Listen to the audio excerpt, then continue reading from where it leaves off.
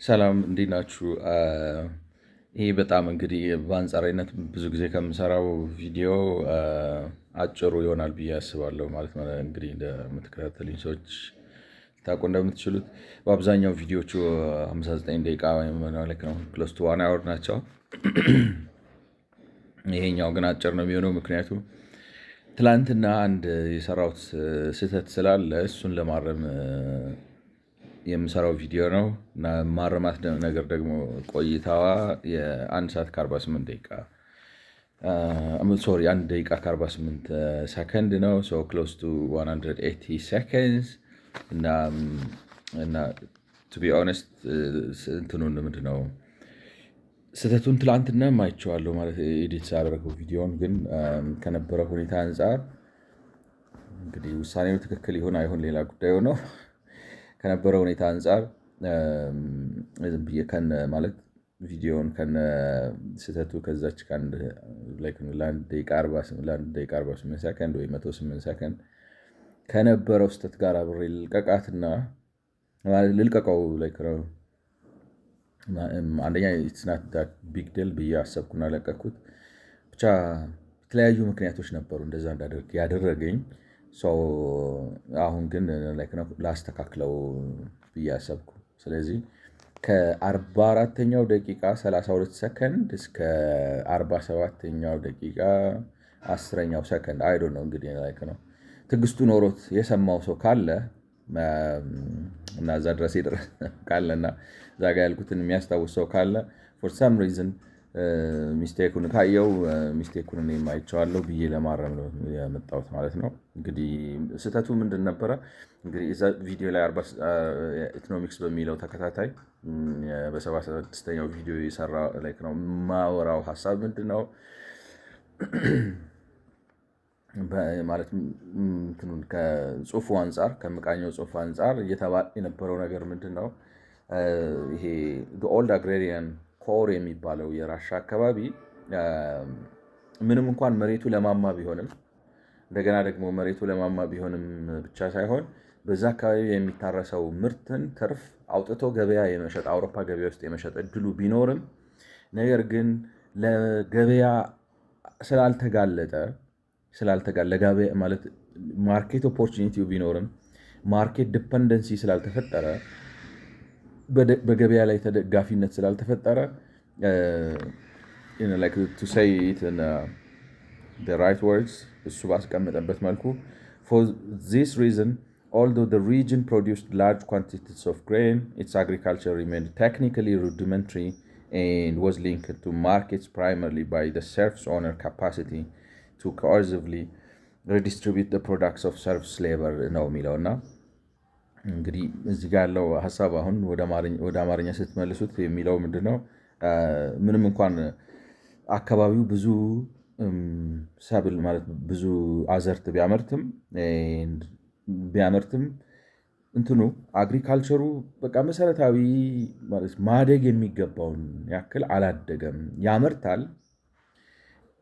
ገበያ ውስጥ ገብቶ ይሸጣል፣ ግን አግሪካልቸሩ አላደገም እና ምርታማነቱን በዋናነት እንደዚህ ማለት ተረፈ ምርት ኖሮ ገበያ አውጥቶ መሸጥ የተቻለው ባላባቱ የማስገደድ አቅም ስላላቸውና እህል ማለት ማከፋፈል ይችላሉ። ስለዚህ ለሰው ለሰብሲስተንስ የሚሆነውን ብቻ እየሰጡት የተረፈውን አውጥተው መሸጥ ስለሚችሉ ያ ስልጣን ስላላቸው ነው የሚል ነገር ነው ያለው እና እኔ እንግዲህ ኦን ደ ፍላይ ያሰብኩት ማለት አሁን እንትኑን ምንድን ነው የሚባለው ሀሳቦች እንትን አላቸው የምታስተውሉ ከሆነ ስታጠኑት፣ ስትጽፉት፣ ስታወሩት እንትኑ እየተዘረዘረ እየፈካ ነው የሚሄደውና ተዘጋጅቼበታለሁ፣ አንብቤዋለሁ፣ ጽፌዋለሁ፣ እዚህ ጋር አስቀምጬዋለሁ። ግን ፕሬዘንት ማድረግ ሲጀምር ኮንትራዲክሽን አየሁ። ማለት ምንድነው ኮንትራዲክሽኑ? እንግዲህ የምናወራው ምንድነው የገበያ እድል ቢኖርም ያ የገበያ እድል ላይ ተደጋፊነት ካልተመሰረተ እና የንብረት ባለቤትነት መብት ካልተረጋገጠ ግብርናው አያድግም ነው። ግን አሁን እዚህ ጋር የምታዩት ምንድን ነው? ባለአባቶቹ በመሬቱ ላይ ስልጣን አላቸው። ስለዚህ ኢኮኖሚክ ፓወር አላቸው ማለት ነው። ኢኮኖሚክ ፓወር አላቸው። የፈለጉትን ሰው ማንሳት፣ የፈለጉትን ሰው ማውጣት፣ ምርታማነት ላይ መደራደር፣ በደንብ ስራ፣ ይሄን አምረት፣ ይሄንን አምጣ ምናምን የማለት ኦቶሪቲ አላቸው። አት ደ ሴም ታይም አክሰስ ቱ ማርኬት አላቸው። ወደ አውሮፓ ወጥተው እየሸጡ ነው። ስለዚህ ሁኔታዎቹ ተሟልተዋል። እንዴት ይሄንን በማርኬት ተደጋፊነት ላይ አልተፈጠረም ብሎ አቀረበው የሚል መምታታት ተፈጠረብኝ ማለት ነው። ሀሳቢ ምን ያህል ግን ላይቅ ነው። አንድ ያላስተዋልኩት ነገር ምንድን ነው? አዎ ፕሮፐርቲ ራይት አላቸው ወይም ኢኮኖሚ ፓወር አላቸው፣ ያስገድዳሉ። አዎ ማርኬት አክሰስ አላቸው፣ ማርኬት አክሰስ ያደርጋሉ፣ ይሸጣሉ። ግን አንድ ነገር የለም። ምንድነው እሱ? አክሰስቱም የመሬት ይዞታቸው በምርታማነታቸው ላይ የተደገፈ ግን አልነበር። ያቺ ሰርድ ኤለመንት አለመኖሯን አላስተዋልኳትም ነው የሚባለው። እንግዲህ ፕሬዘንት እያደረግኩም የተለያዩ ሁኔታዎች ይፈጠሩ ስለነበር ከዛ ጋርም ተያይዞ ሊሆን ይችላል። አይዶን ነው ግን ያ ላይክ ነው። ማርኬቱ አለ፣ አውጥተው እየሸጡ ነው። ባላባት ናቸው፣ ፍጹም ስልጣን ያላቸው፣ የሚፈልጉትን ሰው ይነቅላሉ ማለት ሰራ አልሰራ ምናምን ብሎ ኮርስ የማድረግ ካፓሲቲ ያላቸው ብሎ እየነገረን ነው። ስለዚህ ኢኮኖሚክ ፓወር አላቸው። ለምሳሌ ይሄ ምንም እንኳን በሌጋል ኢንቫይሮንመንት ውስጥ ባይሆንም ፊውዳላዊ ስርዓቱ የማስገድድ አቅም ሰጥቷቸዋል ማለት ፕራይቬት ፕሮፐርቲ ኦነርስ ባይሆኑም ባላባቶች ናቸው። ስለዚህ የባላባትነት የንብረት ባለቤትነት መብት አላቸው። የዲሞክራሲያዊ የሆነ የንብረት ባለቤትነት መብት ባይሆንም ያላቸው። ስለዚህ ጭሰኛ መንቀል ይችላሉ፣ ማስገደድ ይችላሉ፣ ተጽዕኖ ማድረግ ይችላሉ፣ ክፍያ ዋጋ መወሰን ይችላሉ፣ ወዘተ ወዘተ ወዘተ። ስለዚህ ኢኮኖሚክ ፓወር አላቸው፣ ማርኬት አክሰስ አላቸው። ስለዚህ እነዚህ ሁኔታዎች በተሟሉበት ሁኔታ ከቴዎሪው አንጻር ምክንያቱም ያለው ምንድን ነው ገበያ መኖርና የገበያ ተደጋፊነት ሊኖር የሚችለው ፕሮፐርቲ ራይት እና የማርኬት ተደጋፊነት ሲኖር ነው። ማርኬት አክሰሱን አይ ቲንክ ከማርኬት ዲፐንደንስ ጋር ኮንፊውዝ አደረኩት መሰለኝ እና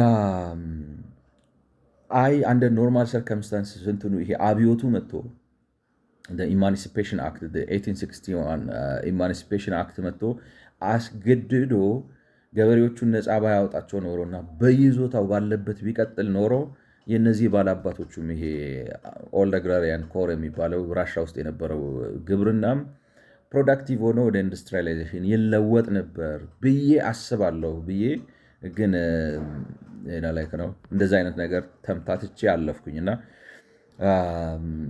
ሂዝ ራይት ላይክ ነው አይለወጥም ነበር ቢኮዝ ዴር አክሰስ ቱ ላንድ ዋዝ ዋራንትድ በፊውዳሊዝሙ። ስለዚህ እንትኑ የምናወራው ራሱ እንዲያውም በጣም ለእንትኑ በጣም አሳይ ነው እንጂ ነው የመጣልኝ ነው በኋላ ላይ ሪላይዝ ያደረኩት እንዲያውም የምናወራው ነገር። ምክንያቱም እያልን ያለ ነው ምንድነው ገበያ ሊኖር ይችላል፣ የንብረት ባለቤትነት መብትም ሊኖር ይችላል አይደለም። አሁን በጃፓን እንደሆነው የሜጃ ሪፎርሜሽን አይነቱ ለእያንዳንዱ ገበሬ የንብረት ባለቤትነት መብት ልትሰጡት ትችላላችሁ፣ ፊውዳሊዝምን ልታስቀሩ ትችላላችሁ፣ ኢንፍራስትራክቸር ልታስገቡ ትችላላችሁ። መንገድ ሊገነባ ይችላል፣ ባቡር ሊገነባ ይችላል፣ ወደብ ሊከፈት ይችላል፣ የውጭ የባንኪንግ አሰራር ሊገባ ይችላል፣ የውጭ ካፒታል ሊገባ ይችላል። እነዚህ ነገሮች ሁሉ ኖረው ግን የግለሰቡን የመሬት አክሰስ ወይም የመሬት ባለቤትነት መብት ብቻ አድርጋችሁ ካስቀራችሁት ኢንታይትልመንት ይሆንና ያመርታል አያመርትም አይደለም። ምክንያቱም ሳይበላ መኖር ስለማይችል ማለት ነው። ሳይበላ የሆነች ነገር ሳያደርግ መኖር ስለማይችል ያመርታል። ግን ምርታማነቱ ያንን ኢንዱስትሪያላይዜሽን አሁን እኛ ሀገር የገባንበት ቅርቃር አለ አይደለም። እኛ እኮ እናመርታለን እኮ ገበሬው መቼም ራቡን ማለት ድርቅ ሲመጣ ምናምን እንጂ በራብ አይሞትም። ያመርታል፣ ይበላል፣ ለገበያም ይሸጣል እኮ። ግን አልፈነዳም ነው መፈንዳት የሚገባው ያክል ፈንድቶ ሽግግር ማምጣት የመዋቅር ሽግግር ማምጣት አልቻለም። ካፒታል የሚለቅ ሰራተኛ ጉልበት የሚለቅ ኢንዱስትሪያላይዜሽንን ፋይናንስ የሚያደርግ ፎሬን ከረንሲ የሚያመጣ በአጠቃላይ በትንሽ ጉልበት ከፍተኛ ምርት አምርቶ ግብርና ኢንዱስትሪያላይዜሽንን ያስከትላል የተባለበትን አይነት ስራ የሚሰራው አይነት ግብርና አይሆንም። አሁን ይሄ ግብርና ይገርማቸዋል እንግዲህ የኦልድ አግራሪያኑ የራሻ ኮር የተባለው አካባቢ ያመርታል። መሬቱ ምርታማ ነው ማለት አፈሩ ፈርታይል ነው፣ በጣም ፕሮዲውስ ያደርጋል። ፕሮዲውስ ማድረግ ብቻም አይደለም ኤክስፖርት ያደርጋል። ኤክስፖርቱ ግን ሰብ ኦፕቲማል ነው። ያኛው እንትኑን ነው ይሄ 51% እንትኑን ሚዛኑን አይደፋም ነው። አሁን እኛ ያልነው እኮ እናሻሽላለን። ለምሳሌ መንግስት በኤክስቴንሽን በሉት በውጭ እርዳታ በሉት በማዳበሪያ በማስተዋወቅ በማስፋፋት በሉት መንገድ በመገንባት ወዘተ ወዘተ ምርታማነትን ለማሳደግ ይጥራል። የተወሰነም አሳድጓል። ለምሳሌ ከደርግ ሲረከብ ኢህአዴግ 13 ኩንታል ነው በአቨሬጅ እንግዲህ የሚባለው። ምንም እንኳን አንዳንድ ሰዎች አሁን የሚያመጡት መረጃ ትንሽ እንትን ቢለኝም 28 በጣም ሰክሰስፉል ነው፣ እንደዛ አቨሬጅ አይደለም፣ ከዛም እናንሳለን የሚሉኝ ሰዎች አሉ።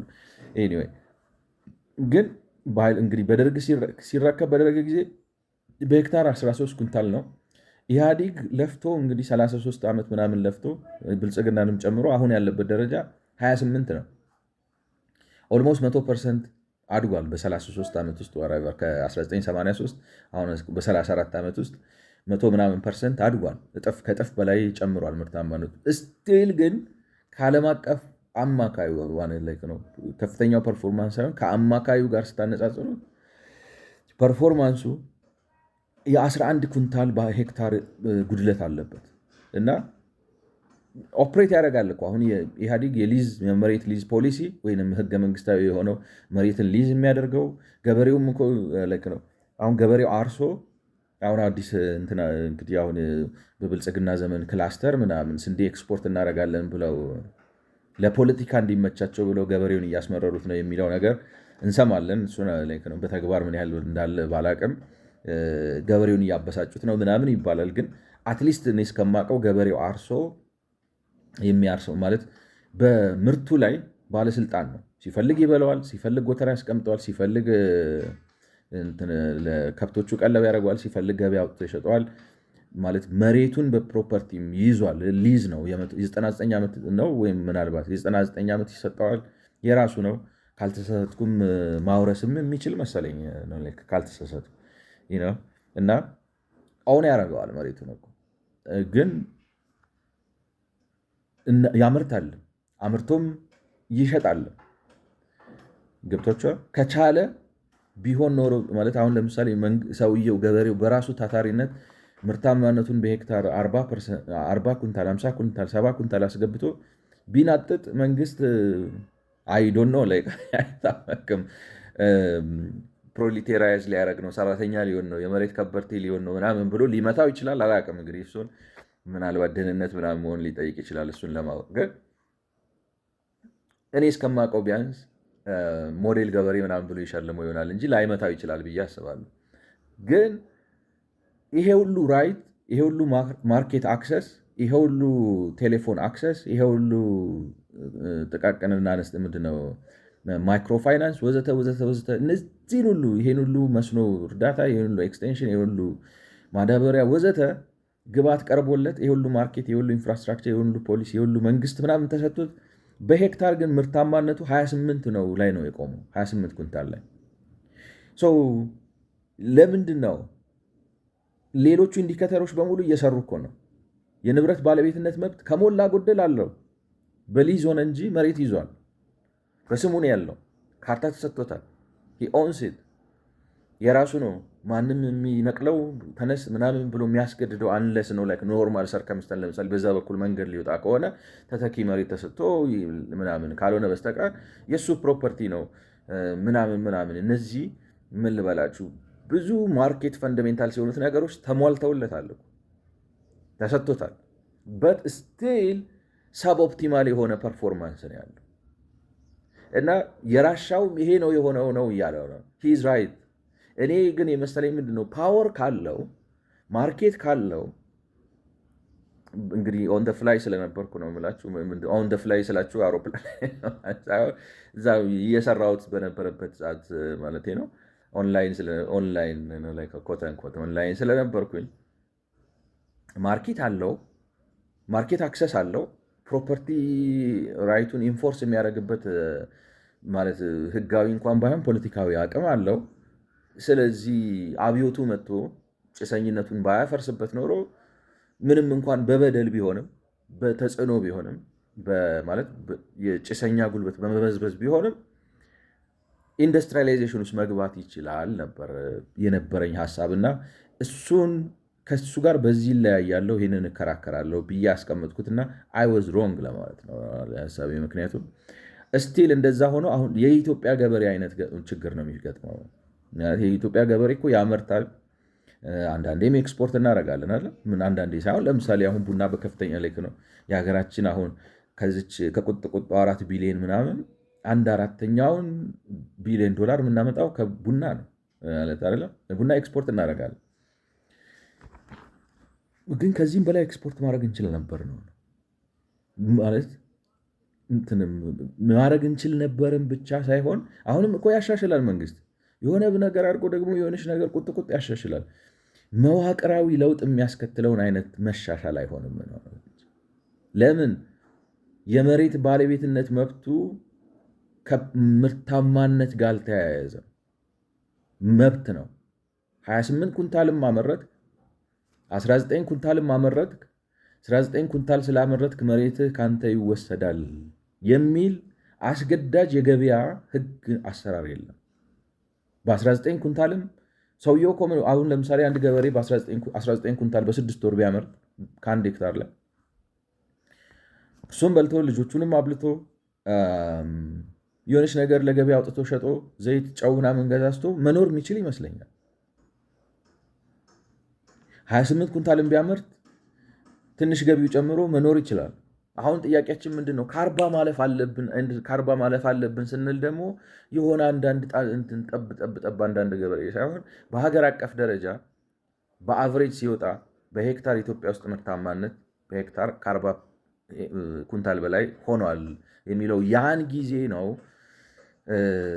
ግብርናው ኢኮኖሚ ውስጥ ያለው አስተዋጽኦ እየቀነሰ ኢንዱስትሪው ከፍ እያለ ካፒታል እየተፈጠረ ሀብት እየተፈጠረ ኢንዱስትሪያላይዝድ የሆነ ሰራተኛ እየተፈጠረ ወዘተ ወደ የመዋቅር ሽግግር አድርገን አሁን ካለንበት አሳፋሪ አግራሪያን ኔሽን ስታተስ ወደ ኢንዱስትሪያላይዝድ ኔሽን የምንገባው ነውና ሀሳቡ እሱ ነው።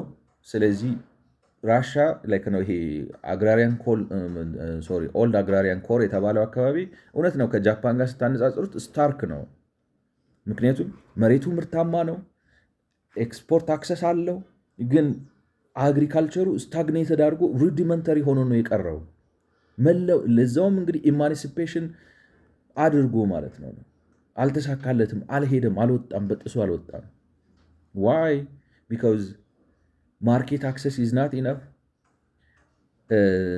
በመሬት ላይ የስልጣን ባለቤትነት ኢዝ ናት ኢነፍ። ያኛው ሶስተኛው ኢለመንት ያስፈልጋል። ሶስተኛው ኢለመንት ምንድነው?